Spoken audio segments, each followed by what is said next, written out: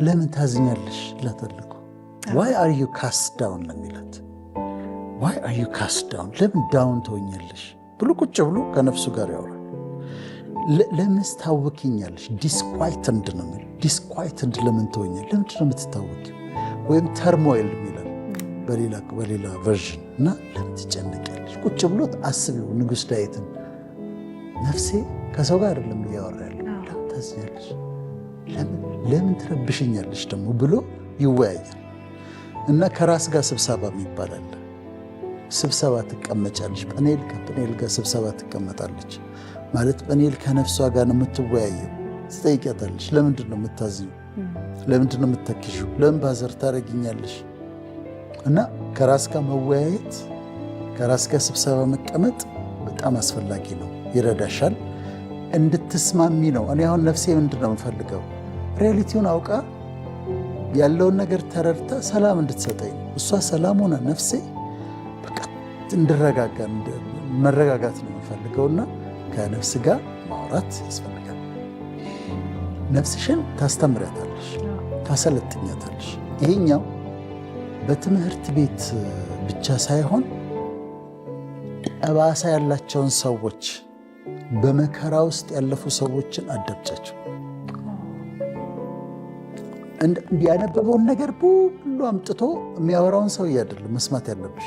አንዳንዶቹ ኢንተርናላይዝ እንኳን ሳያረጉት ያነበቡትን እንዳለ አምጥተው ነው የሚያወሩት።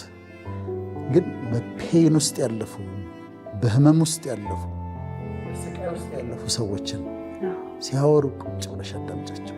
ነፍስሽን ታሰለጥኛታለሽ። እንዲህም አለ ለካ፣ ይህም አለ ለካ።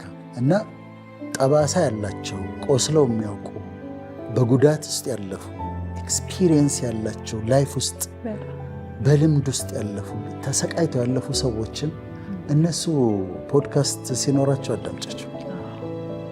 ያነበቡን አምጥቶ የሚያወራውን ሳይሆን ህይወቱን የኖሩትን ሰዎች አዳምጫቸውና አሰልጥኛት። ይኸውልሽ አይሽ ነፍሴ እንዲህም አይነት ነገር አለ፣ እንዲህም ይታለፋል፣ እዚህ ጋርም ይደረሳል። ነፍስሽ መንገዱን በኖሩት ሰዎች ስቃዩን በተሰቃዩትና አሸንፎ በወጡት ሰዎች ታሰለጥኛታለሽ፣ ታሳድጊያታለሽ፣ ታስተምሪያታለሽ። እነዚህ አይነት ሰዎች በመስማት ማለት ነው። እንዴት አድርገን ነው ነፍሳችን በዓለም ላይ ያለውን እውነታ እንዲቀበል የምናደርገው? በጣም ጥሩ ሰዎች ሲደኸዩ የሚሰጡ ምናምን ሲደኸዩ በጣም እገረም ነበረ። አሁን አልገረምም። ለምን? ነፍሴ ተምራለች፣ ሰልጥናለች። ነፍሴ ሆይ ሂር ኢዝ ዘ ሪያሊቲ፣ እውነታው ይሄ ነው። ዓለም ላይ እንደዚህ ነው። እግዚአብሔር ፐርፌክት ነው። ይሄ ያለው ዓለም ግን ፐርፌክት አይደለም። ሌቦች ይሳካላቸዋል፣ ጨካኞች ይሆንላቸዋል፣ መልካም ሰዎች ይጎዳሉ፣ ጥሩ ሰዎች ሲደህዩ ታያለሽ። አልገረምም። በቃ ሪያሊቲ ነው፣ የሰዎች ሪያሊቲ ነው ብለሽ ትቀበያለሽ። ዳውን ሲንድሮም ያላቸው ልጆች አሉ። ወላጆቻቸው አክሴፕት አድርገው ሪያሊቲውን ያሳድጓቸዋል። ኤንጅልስ ነው የሚሏቸው፣ እውነትም ኤንጅልስ ናቸው። ኦቲስቲክ ልጆች ያላቸው አሉ። አሁን በኦቲዝም ላይ በሆነ ፕሮግራም እንዞር ነበረ እና የኦቲስቲክ ወላጆችን አገኝ ነበር። ማስረዳት አልችልም። ለምን ልጅ ኦቲስቲክ ሆነ ለሚለው ጥያቄ መልስ መስጠት አልችልም። እነሱ ግን ስታያቸው ልጃቸውን ኦቲስቲክ ስፔክትረም ውስጥ መሆኑን አውቀው ልጄ መልአክ ነው ብለው ሪያሊቲውን ተቀብለው የመጣላቸውን ስጦታ ተቀብለው እንዴት እንደሚያሳድጉ ታያለሽ። ስለዚህ በቤትሽም ከመጣው ሪያሊቲ ጋር በመስማማት እንደዛ ታሳልፊያለሽ ማለት ነው። እውነታውን መቀ ሪያሊቲውን መቀ ከዛ ነፍስሽ ታርፊያለች። ትነግሪያታለሽ። አታወዳድሪ ፕሊዝ ተይ ሊቭ ሚ ያለውን ነው የምትያት። አታወዳድሪ። እከሊት አገባች አንቺ ግን አላገባሽም ትልሻለች። ለምን ታወዳድርኛለሽ ከእሷ ጋር? እሷ ታግባ እኔ ደግሞ በጊዜ ያገባሉ ትያታለሽ። ትጠይቃለሽ። ውስጥሽ እኮ ጥያቄዎች ይመጣሉ። የነፍስ ጥያቄዎች ናቸው። እሱ ተሳካለት አንተ ግን አልተሳካልህም የሚል ጥያቄ ይመጣል። እሱ ይሳካለት ታዲያ ምንድነው ችግሩ? የኔ ሌላ ህይወት፣ የሱ ሌላ ህይወት። እንዲህ እሷ እኮ ቬኬሽኗ እኮ አሜሪካ፣ ዱባይ፣ ባንኮክ ምናምን ነው ቬኬሽኗ። አንቺ ግን በታክሲ ነው የምትይዥው። ነፍሴ ሆይ አታወዳድሪኝ ከሰው ጋር። ልኖርበት እኔ የምኖረው የራሴን ኑሮ ነው ብለሽ ልትነግረት ይገባል። እኔ የራሴን ኑሮ ነው የምኖረው፣ አታወዳድሪኝ። እሱ እኮ ቤት ገዛ፣ መኪና ገዛ፣ ቤት ሰራ፣ ጉድ ፎር ሂም። ከኔ ጋር ታዲያ ምን ያገናኘዋል? ለእሱ ጥሩ ነው፣ እግዚአብሔር ይመስገን።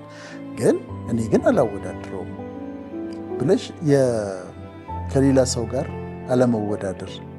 ቅድም ያልኩሽ አንዳንድ ወላጆች ኦቲስቲክ እንደዚህ ወላጆች ሲናገሩ የማይወዷትን ነገር ምን እንደሆነች ልንገርሽ የምትባል ነገር አይወዱም። ሰው ልጆቻቸውን አይተው ሲል የመጨረሻ የማይወዱት ነገር የሚባል ነገር ነው። እና እንትኖችም ሌሎችም እንደዚሁ አንዳንድ ነገር ችግር የገጠማቸውም ሰዎች አይወዱትም። ያንን ድምፅ አይወዱትም። የራስሽን ኑሮ መኖር፣ ራስሽን ከሌሎች ጋር አለመወዳደር ለነፍስሽ ልትነግረት ይገባል። ነፍሴ ሆይ እኔ የራሴ እድል ፈንታለኝ፣ የራሴን ኑሮ የምኖረው፣ ራሴን ከማንም ጋር አላወዳድርም፣ ከሌሎች ጋር አታወዳድር ለስ ልትነግረት ይገባል። ሰላም ትሰጥሻለች። እኔ ሶስት ከቦዲ ያለኝ አካል፣ ነፍስ አለኝ፣ መንፈስ አለኝ። ስለዚህ ሶስቱ አንድ ላይ ነው እኔነቴ። ነፍሴ ግን አለች ውስጤ። እሷን አናግራታለሁ። እሷ የምታረጋቸው ነገሮች አሉ። ቅድም በቅድስት ድንግል ማርያም እንዳነሳ ነው ነፍሴ ጌታን ታከብረዋለች። እንዴት እንደዛለች? እኔ ጌታን አከብረዋለሁ አላለችም። ያለችው ምንድን ነው? ነፍሴ ውስጥ ያለችው ነፍሴ ጌታን ታከብረዋለች፣ መንፈሴ ደግሞ በአምላኬ በመድኃኒቴ ሐሴት ታደርጋለች ብላለች። ዳዊትም እንደዛው በቃ አታውኪኝ፣ አትረብሽኝ ያላትና እንዳልሽው ነው። ከእሱ የተሰጠች ነች፣ በኋላም ወደ እሱ የምትሄድ ነች። ልክ ዳዊት እንዳለው የፊቴን መድኃኒት አምላኬን እተማመንበት ዘንድ በእግዚአብሔር ታመኝ።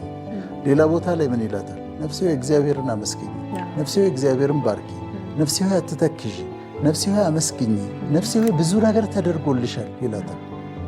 ስለዚህ ከኛ ጋር ማውራት አለብንና ነፍሳችንን እንድትተማመን በፈጣሪ ላይ እንደ ሃይማኖታችን በፈጣሪ ላይ እንድትተማመን ማድረግ ያስፈልጋል። ችግሮች፣ አንዳንድ ችግሮች ሲኖሩ አንድ ሰው ነበረ ችግሮች ጥያቄ ሲኖር ይጽፍና ወረቀት ላይ በረሽሙ ይጽፋል። ከዛ ውስጥ ወደዚህ ጠረጴዛ ላይ ያስቀምጧል እና እግዚአብሔር ሆይ ይሄ ሁሉንም ጽፍ ያለው እዚህ ላይ ሁሉንም በጽሁፍ ከልቡ ነው እኮ በጽሁፍ አቅርብ ያለው ይሄ ችግሮች እነዚህ ናቸው በጽሁፍ አቅርብ ያለው ከልቡ ነው። እና ግን በጣም ጥሩ ነው የሆነለት። ጽፎ ያቀርብና እነዚህ ናቸው ችግሮች። ተማመኝ በፈጣሪ ላይ በዚህ ምድር ላይ ስትኖሪ እኔ መቼም ያለ ፈጣሪ የሚኖሩ ሰዎች ማደንቃቸዋለሁ ስልሽ እገረምባቸዋለሁ እንዴት እንደሚችሉ ምክንያቱም እንዴት እንደሚቻል አላውቅም እኔ። ስለዚህ ነፍስሽን ልታረጋጊያት ፈጣሪን አመስግኝ፣ እግዚአብሔርን አመስግኝ፣ በእግዚአብሔር ታመኝ። ነፍሴ ጌታን ታከብረዋለች፣ ነፍሴ ታመሰግነዋለች። ለእሱም እኮ ታያለሽ፣ ነፍሴ ታከብረሃለች፣ ነፍሴ ታመሰግናለች፣ ነፍሴ ትወድሃለችም ትይዋለሽ ፍቅርሽን ስትገልጭለትና የነፍስ ሙግት ይሄ ነው።